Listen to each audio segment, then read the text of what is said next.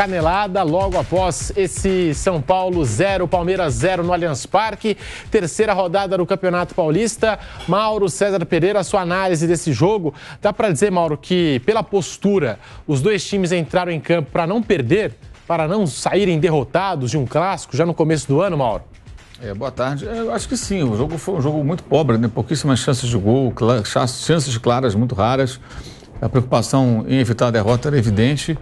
E acho que assim, é até mais compreensível o São Paulo com esse comportamento por várias razões, né? Jogou como visitante, sem torcida toda do Palmeiras. O São Paulo está arrebentando seu time. O Palmeiras teve baixas importantes no ano passado para cá, mas mantém aí todo o seu elenco, né? Com exceção de 2 jogadores que saíram, que eram importantes, mas as mudanças do São Paulo são muito maiores, né? O São Paulo mudou o goleiro, tem o David, os jogadores que estão vindo do banco, a zaga que se firmou agora, a volta do Arboleda. Então você tem um São Paulo bem mudado. Se pegar as últimas escalações do São Paulo no Brasileiro do ano passado, né, as últimas partidas da temporada de 2022, tem várias mudanças. Então o São Paulo está passando por reformulação. Então jogar num estádio onde normalmente ele perde e conseguir até dominar trechos do jogo, conseguiu ser melhor alguns trechos, empatar, acho que o São Paulo acabou sendo interessante.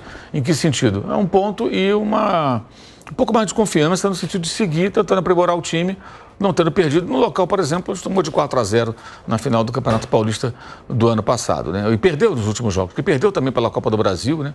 Quando acabou ganhando a vaga dos pênaltis. Então, acho que para o São Paulo acabou sendo bom, um jogo muito fraco, muito ruim. A gente até comentava aqui antes, né? O Bernardo comentava aqui do meu lado sobre a dificuldade de acompanhar Arsenal 3, Manchester United 2 e depois esse tipo de jogo. Eu acho que essa é uma discussão que precisa também se acentuar, né? Com relação aos times, aos técnicos aqui no Brasil. A diferença fundamental num jogo como aquele, se busca a vitória. Os dois times querem vencer. Os dois times querem vencer. O mandante, mesmo com uma vantagem muito grande, que o empate não seria ruim para o Arsenal, ele busca a vitória até o final e martela o adversário até fazer o terceiro gol, e faz o terceiro gol. E o United também fez 1-0, foi buscar empate, não teve forças e capacidade para vencer o jogo, mas não entrou para empatar não. Então se nesse jogo entra para empatar, os dois entram para empatar, nitidamente, assim, achando... Não que não queiram vencer, quer vencer, mas acha o empate maneiro, legal, assim empatar, tá legal. É o contrário do que acontece em jogos como esse da Premier League. É claro que isso não é uma regra fixa, existem exceções, mas esse conceito que precisa entrar no futebol brasileiro. Os técnicos, os times têm que ter mais ambição pela vitória, lutar pela vitória até a última gota de suor, até as últimas forças. Isso nem sempre é visto. Há uma certa até acomodação em dado momento com relação a um resultado que não é ruim, não perdi, tá bom, vamos embora. Isso gera um jogo tão pobre como esse que vimos hoje. Quem assistiu a Premier League hoje cedo, esse jogo que o Mauro citou, Arsenal e Manchester United, e depois teve que assistir São Paulo e Palmeiras, Palmeiras e São Paulo, esse 0-0, eu digo teve porque às vezes é um torcedor muito apaixonado, não quer perder nada, e agora o futebol está voltando, então você fica às vezes naquela expectativa, e a gente que trabalha com futebol, a gente é obrigado também a assistir, o jogo sendo bom ou ruim, mas entra numa depressão, não é, Bernardo Ramos? Muito boa noite, bem-vindo aqui ao Canelada. Não foi assim aquele jogo no Allianz Parque, a sua avaliação desse empate, 0 para o Palmeiras, 0 para o São Paulo, Bernardo Ramos. Você quer que eu fale sobre o quê? Sobre o jogo que terminou há pouco, sobre o United e Arsenal? Não, é melhor, vamos focar aqui em São Paulo e Palmeiras. Tá. Entendeu? Depois a gente pode estender o debate para futebol internacional. Não, vamos lá, porque é pelo seguinte, cara, esse jogo aí me lembrou muito, acho que foi um jogo de 2018 no Pacaembu. O Mauro se lembra bem desse jogo, ele fala sobre esse jogo. 1-0, gol de Carlos Eduardo. Isso, um jogo parecia jogo de futebol americano, né? Aqueles ruins de futebol americano, né? Que o cara fica dando um punch, que é aquele chutão para um lado, chutão para o outro, chutão para um lado, chutão para o outro. Foi mais ou menos o que a gente viu hoje no Allianz Parque, cara. A gente não viu muita coisa de futebol, não. Eu sei que haverá vários analistas aí que vão enxergar algumas coisas, né, em relação a esse jogo, mas não consigo tirar muita coisa não, viu, Pedro? Assim, fica difícil até fazer uma análise mais apurada de um jogo que não apresentou variações de jogo, né? Eu acho importante ali para o Rogério Ceni observar alguns conceitos, né? Por exemplo, como o Rodrigo Nestor jogando ali no meio de campo, ao lado do Mendes, né? Um jogador que fez um bom jogo na Copa do Mundo. É bom a gente... botar as coisas nos seus devidos lugares, né? Porque tem muita gente falando, não, fez uma grande Copa do Mundo. O Equador fez 3 jogos na Copa. O primeiro contra o Catar não conta, tá certo? Aí ele fez um bom jogo contra a Holanda, ele não jogou contra o Senegal o terceiro jogo. Então ele fez ali um bom jogo, ele vem do Independiente Del Valle, que é um clube que trabalha bem a sua base e tal, aquela coisa toda, estava no futebol dos Estados Unidos, isso aponta para uma demora até para o jogador readquirir uma forma mais competitiva até, né? Uma liga que é mais competitiva que a Liga Brasileira. Dentre outros fatores, é por isso que eu sou terminantemente contra a vinda, por exemplo, do Luiz Henrique para dirigir a seleção brasileira. Porque as pessoas se acostumam com esse tipo de jogo que a gente viu hoje, e aí o camarada chega assim, quando o Luiz Henrique, suponhamos que o Luiz Henrique amanhã comece a comandar a seleção brasileira. A primeira saída de bola que ele tentar, diferente, mais elaborada, tal, os caras vão falar assim, não, é o Fernando Diniz que fala espanhol. Até num tom pejorativo ao Fernando Diniz, que é um técnico que tenta fazer coisas diferentes no futebol brasileiro, né? Primeira vez que ele colocar o Casemiro para jogar como zagueiro, como ele fez com o Rodri na Copa do Mundo, e o Ten Hag fez isso com o Casemiro no jogo contra o Burnley, ou seja, um adversário mais fraco ali do United, e o Casemiro jogou pra caramba. Fala, mas sem 5, como se houvesse isso no futebol, por isso que eu tô espiando aqui, sem um 5 não dá pra jogar. Primeiro jogo contra a Argentina, perde para a Argentina, como se não fosse uma coisa corriqueira, normal, de um clássico, né? Não entendeu o espírito da amarelinha, porque afinal de contas, ganhar é bom, da Argentina melhor ainda. Então sou contra. Chama um técnico brasileiro aí, cara. Eu vou abrir a campanha, hoje é dia 22, né, de janeiro. Hernanes no comando técnico da seleção brasileira. Porque as coletivas serão mais divertidas, pelo menos, entendeu? Porque vem um técnico assim com uma cabeça diferente e tal, vão cornetear pra caramba. Então é esse o tipo de futebol com o qual a gente está acostumado. E em que pese o fato de ser ainda um duelo de início de temporada, e as equipes estão ainda buscando ali os seus melhores ajustes e tal. Acho que isso vale, como o Mauro falou, mais para o São Paulo, né? Para o Rogério observar algumas alternativas que ele tem no elenco dele. O Mauro Betting está nos acompanhando, ele me mandou aqui uma mensagem. 2 de fevereiro de 2019, Palmeiras 0, Corinthians 1 pelo Paulistão. E também pelo Paulista, no dia 23 de fevereiro, Palmeiras 0, Santos também 0. Foi a última vez que o Palmeiras passou 2 jogos seguidos sem fazer gol no Allianz Parque. Agora sim, nosso velho Vampeta, o nosso homem multiplataformas. Ele adora falar para todo mundo, em todas as plataformas. Vampeta, agora sim, para a TV Jovem Pan News, esse empate, Palmeiras 0, São Paulo 0, Vamp. Como todo mundo está falando, né? Não foi um grande jogo, com várias situações criadas de gol, um jogo ofensivo, né? Aí tem que dar aquele desconto. Terceiro jogo da temporada. O São Paulo aí com reforços, vários reforços chegando. Não é um time entrosado. 12 jogadores deixaram a equipe do São Paulo, chegaram 7 reforços. O Rogério tentando ali a melhor formação. Achei até que uma formação ofensiva, né, com o Caleri na frente, o Hélito Rato, Luciano e David, né? Só que tem algumas coisas também que eu estava olhando durante o jogo, né? O Palmeiras já tem um time mais entrosado, o Abel aí é um trabalho mais firme, né? E como os caras também, quando não estão jogando nada, pega no pé da arbitragem. O Luciano, tem que falar pro Luciano, falar pro Caleri e falar pro Rafinha, né? É um de cada posição, um lá que joga na zaga, que é o lateral direito, o Rafinha. O outro jogando praticamente no meio, que é o Luciano, o Caleri. Pô, os caras não estão jogando nada, mas quem reclama de qualquer falta e cai, e reclama dos lados. Quando eu vejo isso, é pra dizer assim, não vamos perder, estamos mostrando que estamos querendo ganhar, mas o futebol jogado mesmo, nada, né? E tem aquele desconto, vamos dar o desconto. Voltando de uma pré-temporada, tiveram aí um mês aí para treinar, férias, tudo por causa da Copa do Mundo. E vamos ver se daqui para frente o futebol é melhor jogado. O Palmeiras tem jogo agora no meio de semana pelo Campeonato Paulista, mas o foco mesmo vai ser no final de semana pela Supercopa do Brasil, aonde enfrenta o Flamengo, né? Perdeu jogadores importantes, o Danilo e o Scarpa, que jogaram ontem, né? O Danilo entrou, o Scarpa entrou, o Norte Flores, sei lá, o time do Robin Hood, onde buscou 2 jogadores do meio campo do Palmeiras, né? Mas o jogo não foi bom, mas tem que ter esse desconto de começo de temporada. Só que daqui a 3 meses, eu vou falar aqui de novo, vamos dar o desconto que tem 3 meses. Vamos dar o desconto que tem 5 meses de trabalho, vamos dar o desconto que tem 1 ano. Acabou e começa tudo de novo. Os times tiveram descanso, aquela pré-temporada, tempo para treinar. eu acho que são as duas principais reclamações dos técnicos aqui no futebol brasileiro e eles tiveram tudo isso.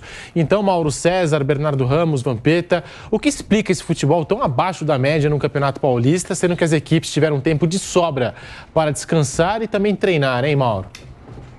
Eu acho que ainda é um começo de temporada ainda assim, né? São poucos jogos e tudo mais. No caso, como eu falei há pouco, São Paulo com muitas mudanças, Palmeiras com 2 baixas importantes. Mas acho que a questão dos jogos em si passa por essa digamos assim, tolerância geral que nós temos com jogos ruins. Nós temos muita tolerância com jogos ruins. O Bernardo citou aqui que alguns vão enxergar virtudes e qualidades nesse jogo, porque existe uma tropa de choque de defensores de técnicos brasileiros. Na mídia brasileira está cheio deles. Geralmente são analistas táticos, né? São muito mais isso do que jornalistas. Alguns nem jornalistas são analistas táticos.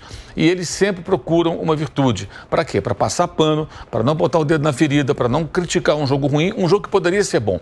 O que faltou para esse jogo ser bom? Um pouco mais de ousadia, um pouco mais de desejo pela vitória, times buscando o ataque e não tão preocupados em evitar que o adversário chegue à sua defesa.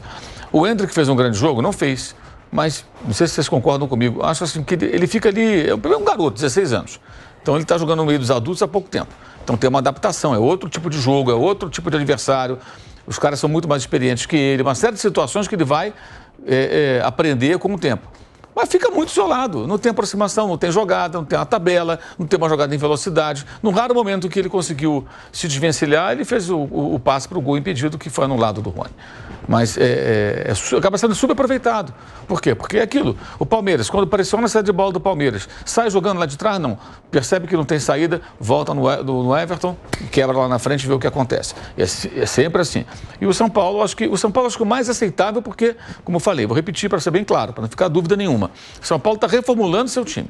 O Palmeiras teve baixas que fazem muita falta. É claro que cai a qualidade do time, tecnicamente, a quantidade de chances criadas, sem o Scarpa especialmente, que era o cara que mais criava situações de gol contra os adversários do Palmeiras. Mas acho que não justifica jogar dessa maneira tão pobre. Os dois times, Palmeiras mais ainda. E a gente tolera isso. Alguém vai estar, em algum lugar, nesse momento, alguém está elogiando. Que jogão, hein? Jogão tático, times estudando o jogo, tal. Movimentação, os atacantes. O homem terminal, dessa vez, estava... O último terço estava bombando. E amplitude, mano. Aí você vê uma pseudo-erudição, como eu digo sempre, com um palavreado de um vocabulário aí tolo, né? Com aquelas expressões do Tite, de outros, que na verdade é um grande cortina de fumaça para esconder o seguinte: o jogo foi ruim. E tem que haver mais preocupação com a qualidade. O camarada que liga a TV, ou vai na internet, para ouvir pelo rádio, o que for, ele espera um bom jogo, ele quer acompanhar um bom jogo. E ele percebeu que o jogo foi ruim. Quer dizer, ninguém vai ao cinema ver um filme ruim. Se você vai ver um filme ruim, você reclama. Pô, que porcaria esse filme, hein? Você não recomenda. Fala para amigo, não vai não, só que você não gosta do cara. Vai que é bom. Você quer botar o cara na podre, porque senão você vai querer, não é bom. Aí, mesma coisa, um filme que está em streaming, uma série, ninguém recomenda coisas ruins. Um restaurante ruim. Restaurante ruim. Vai lá que a pizza é uma porcaria. Como que você vai se aborrecer? Não, você não vai recomendar. Agora, o futebol, você só vai saber, não tem como alguém te antecipar, né? O jogo será ruim. Você tem sempre, como disse o Pedro, a esperança de que vai ser um bom jogo. E aí é um jogo fraco, isso acontece tantas vezes há anos, e o que eu falo, há uma tolerância com isso, sabe? As críticas são muito suaves em geral para jogos tão fracos. E os próprios clubes toleram, também aceitam. Tá bom, é assim mesmo, começo de temporada, aí depois é meio de temporada, depois é porque tem muito jogo, tá todo mundo cansado, depois é que as férias estão chegando, e assim seguimos, né? Nessa mediocridade na acepção da palavra. O Bernardo Ramos, Vampeta, se o Tite estivesse aqui nessa bancada, com todo o vocabulário, ele ia dizer que o nível de enfrentamento do Paulistão não anda lá aquelas coisas. E isso que falou o Mauro sobre o Palmeiras é verdade. Muita bola longa e ela não tá chegando redonda pro Endrick, né, Vamp? Não tá chegando daquele jeito que a gente espera que chegue para um jogador da qualidade dele. Tudo isso aí, como o Mauro falou, Bernardo, eu tenho medo de dizer daqui a pouco que o pessoal dizer que o Endrick não é nada disso, hein? Tem isso também. Alguém dirá. Alguém dirá. Talvez eles estejam falando essa altura. Será que vale mesmo isso tudo que o Real Madrid pagou? O cara acabou de completar dizendo. Eu fiquei vendo no primeiro tempo, estava vindo com moda no Tatuapé, na Rádio Aulé, vindo escutando o jogo aqui, os comentários. E só falta alguém agora dizer que o Endrick não é nada disso. Por causa do jogo de hoje. Tem isso também. Tem. É apostar que vai ter alguém que vai lá fazer alguma coisa e falar. Eu lembro que quando eu comecei minha carreira no Vitória, bem lá atrás, em 92, eu estreiei no profissional contra o Fluminense de Feira, amistoso. Eu tava bem pra caramba aí, o Hélio dos Anjos falou pro Toninho Oliveira, pô, o menino ali, a gente subiu, é bom, hein? Aí eu fui dar uma caneta. Um atacante chamado Renilson Cara de Gato, do Fluminense de Feira. Quando eu fui dar a caneta, ele roubou a bola no meu pé e meteu um golaço de fora da área no Dida. O Arizane me chamou, vem cá, moleque, ó. Tava construindo um prédio, acabou de destruir, sai. Me tirou, né? Já me deu aquela, já foi educando, tudo assim. Então é tudo muito novo pro Hendrick. Sendo marcado pelo Arboleda, que é zagueiro de seleção. É o primeiro clássico dele contra o São Paulo também, né? Tem isso, né? É tudo diferente, é uma coisa diferente que ele vai tendo oportunidade. O primeiro campeonato paulista que ele está disputando como titular do Palmeiras. Vai ter um monte de coisa pela frente. Eu vim mais preocupado em relação ao futuro de um atleta promissor do que em si mesmo no jogo, que isso aí a gente vai ver direto. Daqui a pouco você vai ver. Ontem a gente fez Corinthians e Inter de Limeira. Não viu a hora de passar. A gente estava até comentando aqui, até campeonato holandês com campeonato de Várzea da Vila Maria. Foi. O tempo passar. Você, Flávio Prado, não tinha argumento. Protagonizaram esse debate. Agora tem aquele negócio, quem é o melhor em campo? Aí, né, quem transmite tá lá, escolhe o melhor em campo, dá 3 opções. Deu o Duqueiroz, o Cássio e não sei o que foi. Tipo assim, vem aí, escolhe 3 aí pra gente escolher um. Aí escolheu o Cássio porque fez aquela defesa com o pé, né, no primeiro tempo, porque não teve nada. E aí, eu ainda brinquei, ó. Eu vou chegar paz e amor porque eu vi um grande jogo agora às 13h30, né? Então não vai apagar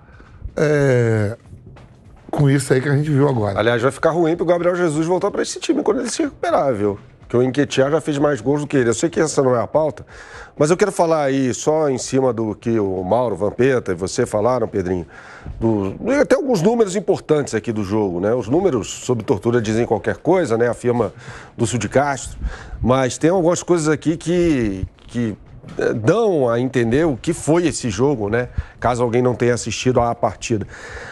Foram mais de 100 chutões, foram mais de 100 bolas longas em todo o jogo, tá? É um número altíssimo. E o Palmeiras cruzou 32 bolas sobre a área do São Paulo. Dá quase que um cruzamento a cada 3 minutos, acertando apenas 8. São números assim que retratam bem o que foi isso, né? Muita bola alta, muita bola longa, muito cruzamento e tal. Então, e haverá alguém, como disse o Vampeta, amanhã vai ter... Hendrick é tudo isso ou não? Não, pai, que é um jogador prejudicado. É mais ou menos o que o Atlético Paranaense fez na final da Libertadores contra o Flamengo. Botou o Vitor Roque lá, que é bom jogador, bastante promissor e tal, e quebrava a bola longa pra ele. E aí o Davi Luiz botou o Vitor Roque no bolso, porque ele estava na zona de conforto dele, né?